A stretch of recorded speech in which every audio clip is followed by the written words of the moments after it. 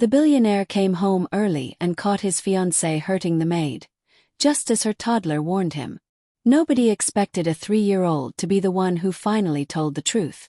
Adrian Cole stood frozen at the side door of his own mansion, his hand still on the brass handle, his coat halfway off his shoulder. Inside, past the marble hallway, he could hear a voice he knew better than his own. Sharp, cold, dripping with a cruelty he had never once witnessed in 8 months of engagement. "Say it again," Vanessa hissed. "Tell him you broke it yourself. Tell him, or I promise you'll regret it." And then he heard the second voice. Muller. Trembling. Elena, the quiet woman who had cleaned his floors and folded his shirts and never once raised her voice in his home, was crying. Adrian's chest went tight. He thought of the crumpled paper that had been sitting in his coat pocket since that morning, a child's clumsy drawing of a woman in a red dress standing over a crying mother, and underneath it, in shaky, uneven letters, "She hurts mommy. Come home before the big clock." He had laughed it off 3 weeks ago. He had told himself a toddler's imagination meant nothing. He had trusted the woman he was about to marry over the wide, frightened eyes of a little girl who had nothing to gain by lying. Now he stood in the shadows of his own hallway, close enough to hear his fiancée threaten a woman who could not fight back, and he understood, with a sickness spreading through his stomach, that everything Lily had been trying to tell him was true. But what Adrian did not yet know, what none of them yet knew, was that this moment was not the end of the story. It was only the beginning of a much darker one, hidden behind locked doors, buried in old documents, and carried, without her even understanding it, in the memory of a little girl who had never stopped watching. Welcome back, friend. If you are here, it means you understand that the most powerful stories are not always about the loudest voices in the room. Sometimes the bravest heart belongs to the smallest person, a child too young to lie, too innocent to be doubted, and yet somehow the only one who sees the truth clearly. Today's story will take you into a world of marble hallways and quiet suffering, of a mother who sacrificed her dignity to protect her daughter, and a billionaire who believed he was safe in his own home until a toddler's warning proved otherwise. By the end of this story, you will understand what it means to trust the wrong person, and what it means when the truth finally, unstoppably, comes home. There will be tears. There will be anger. And there will be a reckoning that no one in this mansion will ever forget. Stay with me until the end, because the final twist of this story will change the way you see every character you are about to meet. Elena Ruiz had learned, a long time ago, that survival sometimes meant becoming invisible. She was 29 years old, and most days she felt twice that age. Her hands were rough from years of scrubbing floors and folding linens that belonged to people who would never know her last name.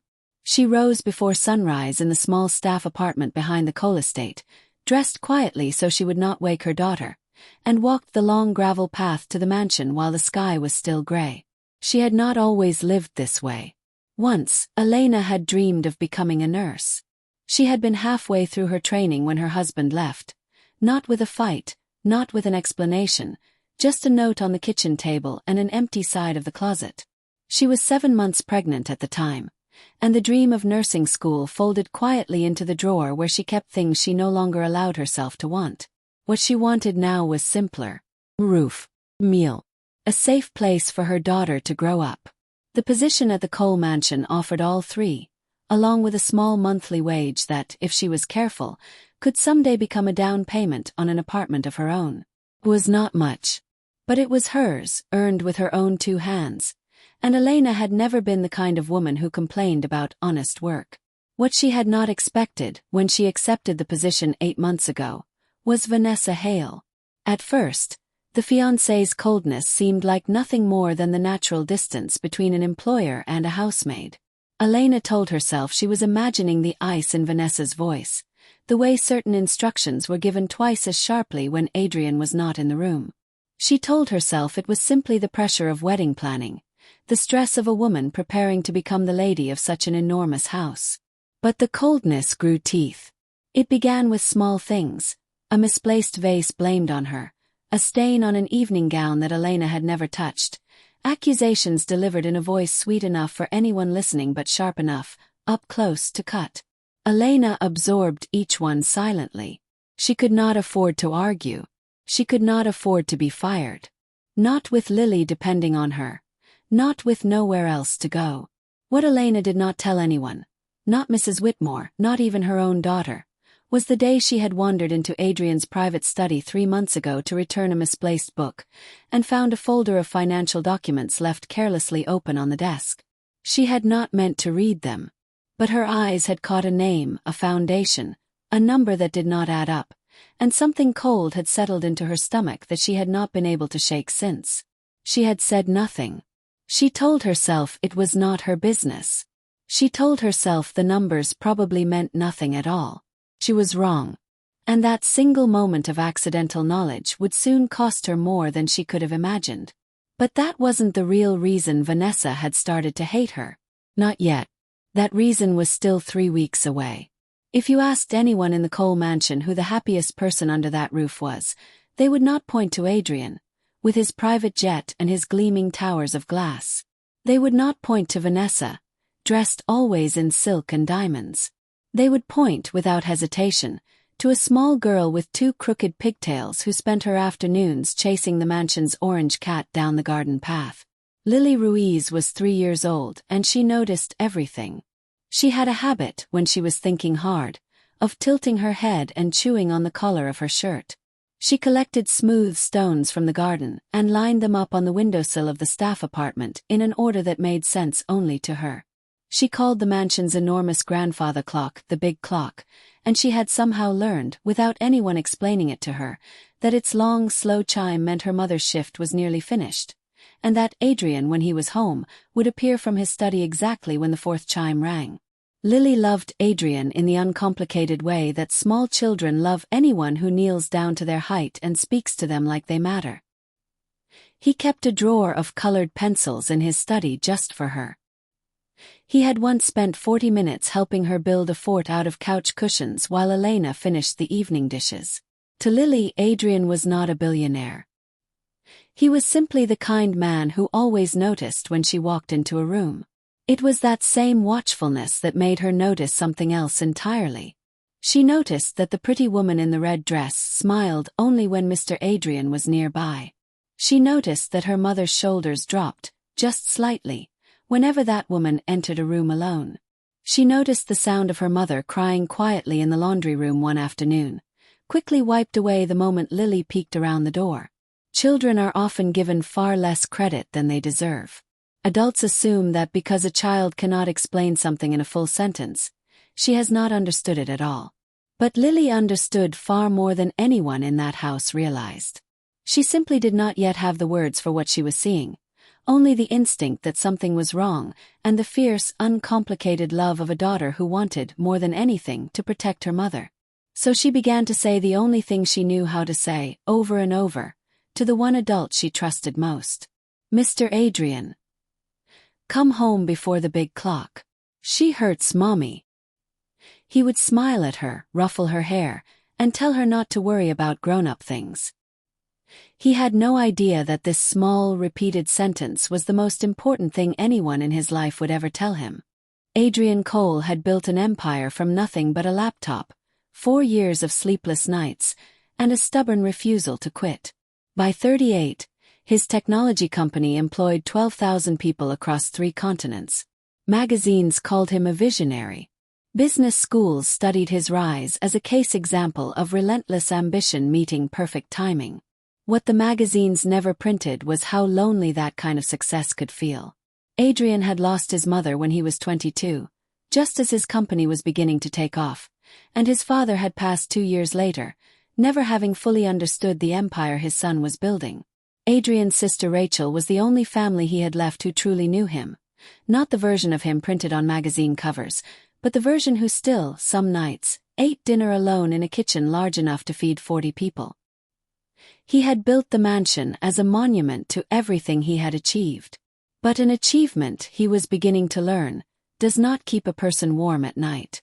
When he met Vanessa Hale at a charity gala 18 months ago, she seemed like the answer to a question he had stopped asking out loud. She was elegant, well-spoken, comfortable in rooms full of powerful people, and she had looked at him, or so he believed, like she saw the tired man underneath the empire, not just the empire itself. Adrian was a brilliant businessman. He could read a balance sheet in minutes and spot a failing investment before his own analysts did. But when it came to people he loved, his greatest flaw revealed itself. He trusted evidence over instinct, and Vanessa had always been careful to leave no evidence behind. He worked long hours, often 12 or 14 a day, trusting that his home, his sanctuary, the one place in the world that was supposed to be safe, would remain exactly as peaceful as he left it each morning. He believed his staff was well cared for. He believed his fiancée was the compassionate woman she appeared to be at every gala and every charity dinner. He had no idea that his trust was the very thing making the cruelty inside his own walls possible. And every time little Lily tugged at his sleeve and repeated her strange warning about the big clock, Adrian felt a small flicker of unease, quickly buried beneath the comfortable belief that nothing truly terrible could be happening inside a house as beautiful as his. He was about to learn how wrong a beautiful house could be. Vanessa Hale had spent her entire adult life learning how to be exactly what a room needed her to be. At charity galas, she was warm and generous, her name attached to foundations for children's hospitals and scholarship funds. At Adrian's business dinners, she was sharp and articulate, able to discuss market trends with the same ease as she discussed wine pairings. To the wealthy circle that surrounded Adrian Cole, Vanessa was the perfect future wife. Poised, photogenic, endlessly composed. Few people ever saw what lay beneath that composure. Fewer still would have believed it if they had. Vanessa had grown up watching her own mother lose everything in a divorce that left her with nothing but debt and a bitterness that never faded. She had promised herself from a very young age that she would never again depend on anyone else's mercy. Security was not a feeling to Vanessa. It was a number in a bank account, and she intended to make sure that number never shrank again.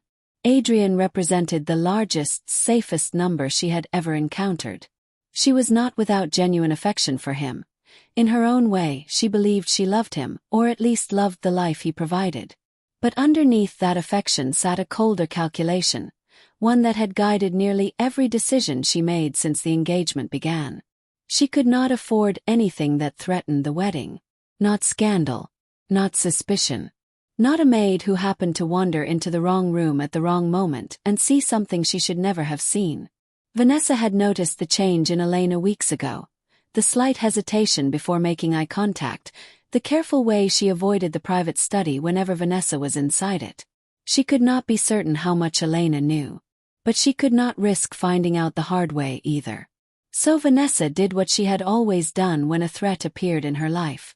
She began, quietly and methodically, to remove it. She would need Elena gone before the wedding. Fired, discredited, unable to say a single word that anyone would believe. And if a few expensive vases had to shatter along the way, if a housemaid had to be humiliated into silence, Vanessa told herself it was simply the cost of protecting the life she had worked so hard to build. What she did not account for was a 3-year-old girl who never stopped watching, and who loved her mother far more fiercely than Vanessa had ever imagined a child could. The first incident happened on a Tuesday morning in March. Elena arrived to find a shattered crystal vase on the hallway floor, one that had been sitting untouched on its pedestal for weeks. Vanessa appeared within seconds, her voice rising just loud enough for Mrs. Whitmore to overhear from the next room. "I told her twice to be more careful. This is exactly what I warned Adrian about." Elena said nothing. She swept the shards into a dustpan with trembling hands, knowing she had not been anywhere near that hallway all morning. The second incident came a week later. Lily had wandered into the sitting room to show Adrian a drawing she had made, tugging eagerly at his sleeve. "Mr. Adrian, look." Vanessa's smile never faltered as she gently steered the girl toward the door. "Sweetheart, grown-ups are talking. Go find your mother." The words were soft. The grip on Lily's small shoulder was not. The third incident left the deepest mark. One evening, Elena overheard Vanessa on the phone, her voice low and clipped. "It needs to happen before the wedding, not after. I don't care what it costs." Days later, when Adrian mentioned offhand that Lily kept talking about the big clock, Vanessa laughed it off, resting a hand on his arm. "Children make up stories, Adrian.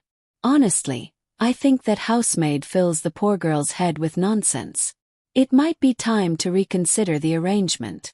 Adrian did not reconsider anything that night. But the seed had been planted, and Vanessa knew exactly how patient a seed could be. Through it all, Elena kept her head down and her voice steady, because the alternative, losing this job, losing this roof over Lily's head, was a fear far larger than any humiliation she was made to swallow. But something was building beneath the surface of that house, quiet and dangerous as a held breath. And soon, it would not be able to stay hidden much longer. 3 weeks before the gala that would change everything, Rachel Cole came to visit her brother for dinner, and something about the evening left her unsettled long after she drove away. She had noticed Vanessa slip out of the dining room twice during the meal, phone pressed to her ear, voice too low to carry. She had noticed the way Vanessa's expression sharpened, just for a second, when Elena entered to clear the plates, a flash of something cold that vanished the instant Adrian looked up. Rachel said nothing that night. She told herself it was probably wedding stress.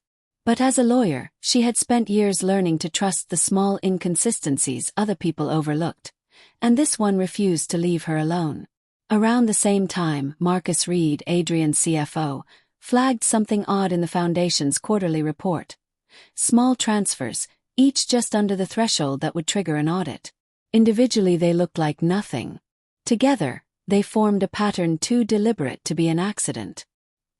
He filed it away as a likely clerical error, unaware how wrong that guess was. Meanwhile, in the staff apartment, Elena sat awake staring at a folded scrap of paper she'd kept hidden for months, a copy of one page from that folder in Adrian's study. She didn't fully understand the numbers, only that they were dangerous enough that Vanessa had begun watching her like a threat. Down the hall, Lily lay awake too, clutching a crayon drawing of her mother crying beside a woman in red, Mr. Adrian's shape drawn faintly in the corner, as if willing him to appear. None of them yet realized how closely their separate threads of suspicion were about to weave together. But the truth, once it begins moving, rarely stays quiet for long. The discovery came from the last person anyone expected.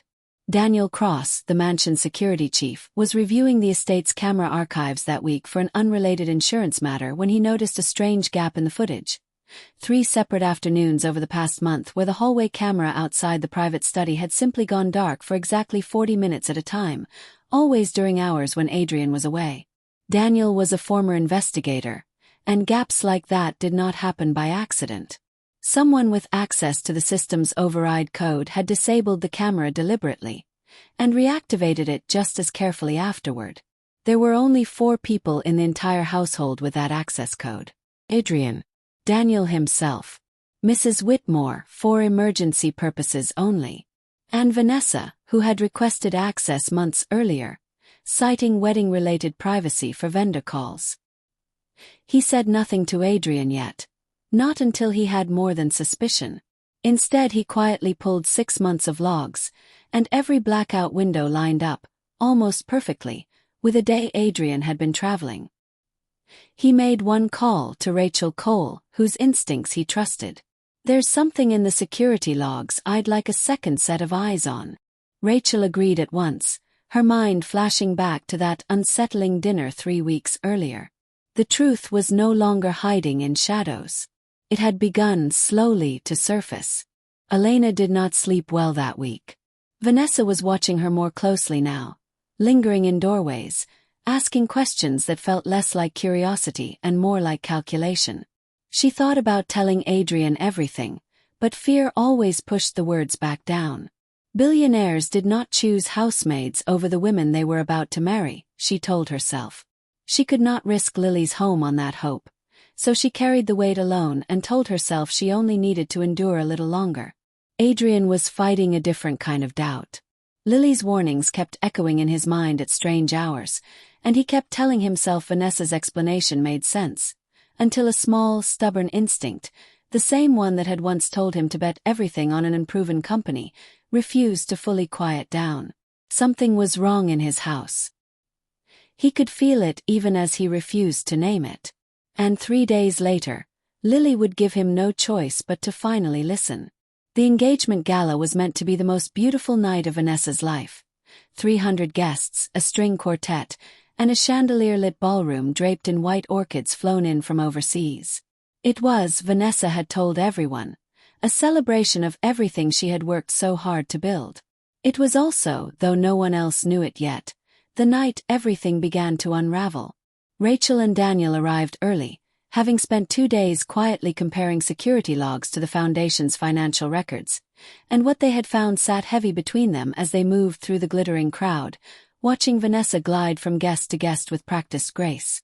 Elena worked the event in the background, as she always did, carrying trays and refilling glasses, invisible to almost everyone in the room. Lily had been allowed to stay in the staff area that evening, given a coloring book to keep her occupied while her mother worked the long night ahead. But Lily had never been very good at staying where she was told. Somewhere near 10 o'clock, while the ballroom buzzed with laughter and champagne, Lily slipped quietly through a side hallway toward the coat room, clutching a folded piece of paper she had been carrying in her pocket for 3 days, the drawing she had finally worked up the courage to deliver. She found Adrian's coat hanging exactly where she remembered it from 100 visits before, and she tucked the paper carefully into the inside pocket, patting it flat the way she had seen her mother pat down freshly folded laundry. She had no way of knowing that Adrian would not find it that night. His schedule the next morning would take him out of town for 2 days before he ever reached for that coat again. Meanwhile, across the ballroom, Vanessa noticed Elena pause a moment too long near a cluster of foundation board members, close enough perhaps to overhear a conversation she was never meant to hear. Something in Vanessa's expression shifted, cold and sharp beneath the chandelier light. The gala ended in laughter and applause, champagne toasts and photographs that would appear in 3 different magazines by the following week. But underneath the celebration, 5 separate threads, a hidden note, a security gap, a suspicious pattern of transfers, a mother's silent fear, and a fiancé's tightening panic, had all quietly drawn 1 week closer to colliding. 2 days after the gala, Adrian finally reached for the coat he had worn that night, preparing for an early flight to the West Coast office. His fingers brushed against something unfamiliar in the inside pocket, a small, folded piece of paper, soft at the edges from being carried too long. He opened it standing in the hallway, expecting perhaps a stray receipt. Instead, he found a child's drawing. Crayon lines, uneven and simple, but unmistakable. A woman in a red dress standing tall and sharp-shouldered, and beneath her, a smaller figure with tears drawn as careful blue drops down her cheeks. In the corner, a tall shape labeled, in crooked letters, Adrin. And underneath it all, in Lily's careful, effortful handwriting, the same words she had been saying to him for weeks. She hurts mommy. Come home before the big clock.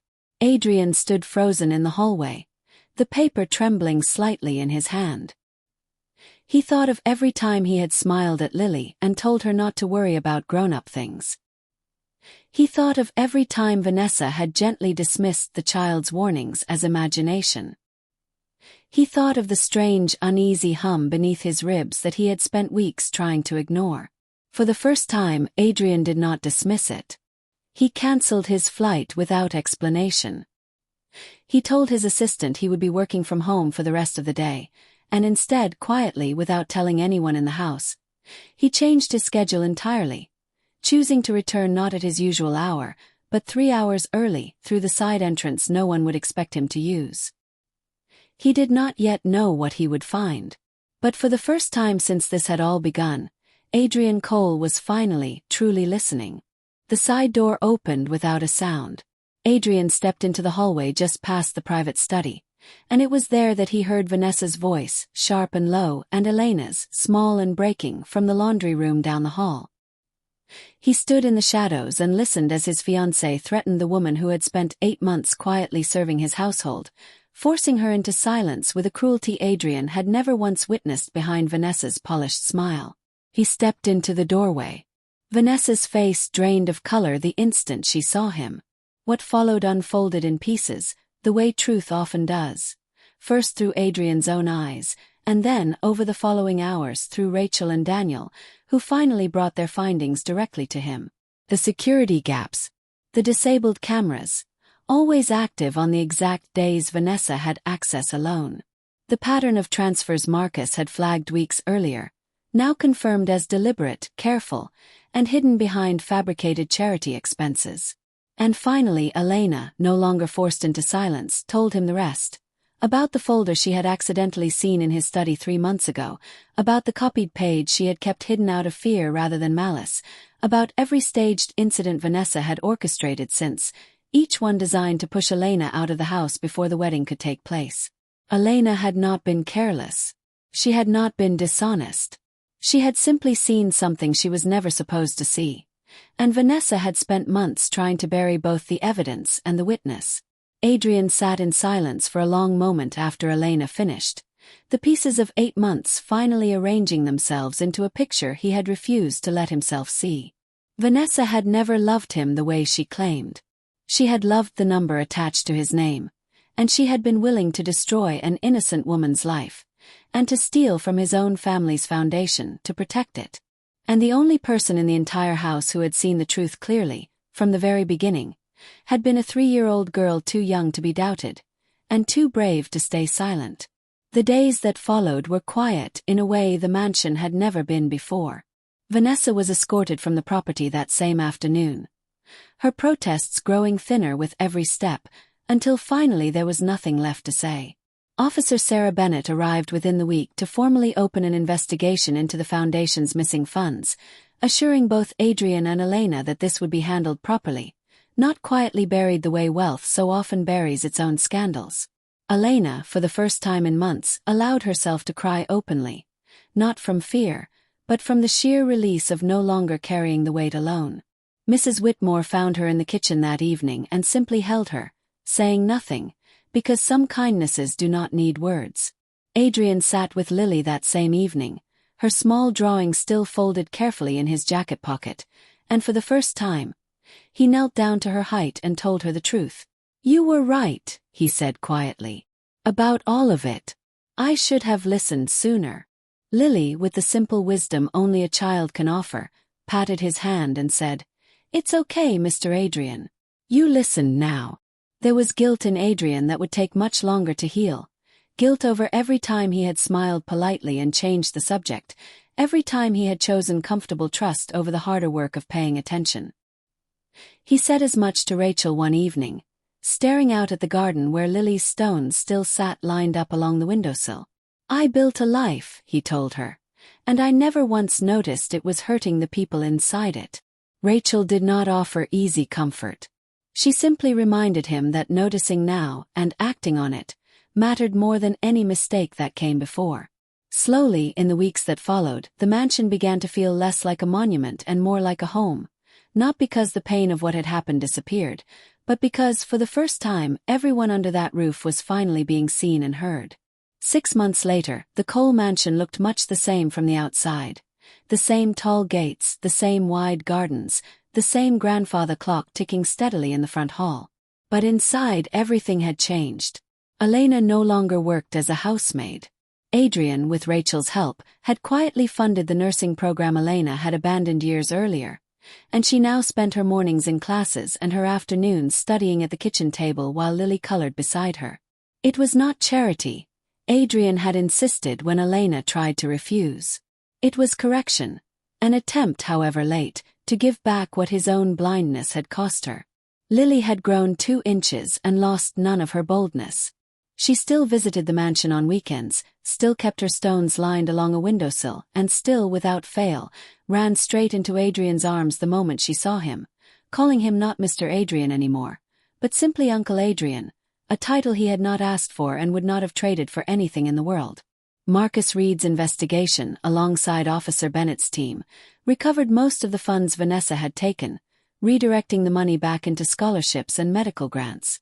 Daniel Cross was quietly promoted, and Mrs. Whitmore said the halls simply felt lighter now. Adrian had not remarried, and was in no hurry to. He had learned, in the hardest way possible, that trust was not something to hand out freely to whoever smiled the widest. It was something to be earned slowly, through attention, through honesty, through actually listening when someone, even someone very small, tried to tell you the truth. The mansion, for the first time in years, felt less like an empire and more like what a home was always supposed to be.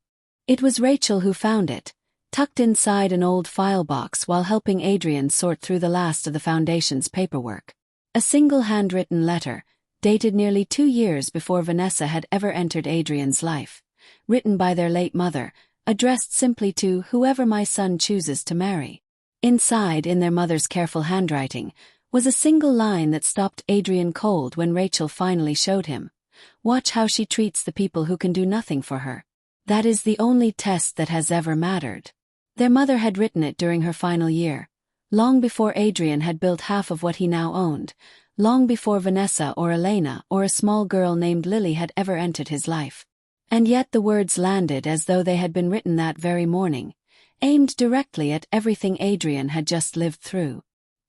He sat with the letter for a long time that evening, understanding finally that the truth had been waiting for him in more places than he had ever realized. In a child's crayon drawing, in a mother's silent sacrifice, and now in his own mother's handwriting from years before any of this had begun. He folded the letter carefully and placed it in the same drawer where he kept Lily's drawing, 2 small pieces of paper that had, in their own quiet ways, taught him the same lesson twice. There is a simple truth at the heart of this story, one easy to forget in a world that so often rewards confidence over honesty, and polish over sincerity. The people with the least power in a room are sometimes the ones who see it most clearly. A child too young to be doubted. A mother too afraid to speak. Neither of them held any wealth, any status, any voice that the world was inclined to take seriously. And yet between them, they held the entire truth that a billionaire's resources and instincts had somehow missed for months. Kindness is not a performance for galas and charity photographs. It is measured in the quiet moments no one is watching, in how a person treats someone who can offer them nothing in return. And courage does not always look like standing tall and shouting the truth from a stage. Sometimes it looks like a tired woman going to work every day despite her fear. Sometimes it looks like a 3-year-old slipping a folded drawing into a coat pocket, hoping, without any guarantee, that someone will finally listen. If this story leaves you with one thing, let it be this. Pay attention to the people around you who have the least power to demand it. Listen to the voices too easily dismissed. The truth rarely announces itself loudly. More often, it waits quietly in the corner of the room, hoping someone finally chooses to look. Now it's your turn. Which moment touched you the most? Lily's drawing tucked into that coat pocket, or Elena finally allowed to cry without fear? Did you see the foundation twist coming, or did it catch you completely off guard? And be honest. If you were in Adrian's position, surrounded by evidence pointing one way and a child's simple warning pointing another, would you have listened as quickly as he finally did? Or would it have taken you longer, the way it took him? Tell me in the comments below. I read every single one, and I love hearing which part of these stories stays with you long after the video ends. If this story moved you, please consider giving it a like. It helps this channel reach more people who need a story like this today. Subscribe and turn on notifications so you never miss the next one. And share this with someone who still believes that the quietest voices in the room are sometimes the ones telling the truth. Thank you for staying until the very end. I'll see you in the next story.